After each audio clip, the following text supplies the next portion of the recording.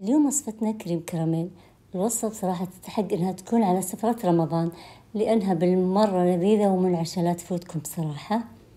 في البداية نحط الكراميل في الصينية، بعدها نضيف كوبين حليب، قشطة علبة واحدة.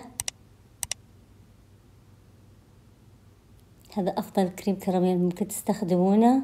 نضيف مغلف واحد أو مغلف دريم ويب كريم شانتيه، نقلبها، بعدها نرفعها على النار، نستمر في التقليب إلين تغلي.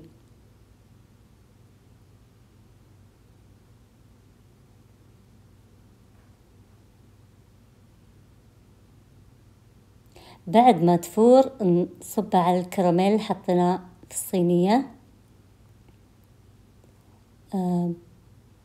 نخليها تبرد في حرارة الغرفة، بعدها ندخلها الثلاجة، يفضل ليلة كاملة أفضل شيء. وتتقدم نزينها بنعناع، فراولة، توت، أي فواكه تفضلونها تقدروا تحطونها وتزينونها فيه. جربوا الوصفة، بالمرة لذيذة، شيء خرافي، كأنه غيمة بصراحة تاكلون. ولا تفوتكم الوصفة، على ضمانتي راح تعجبكم.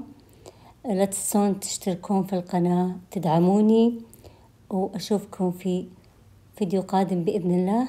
في أمان الله.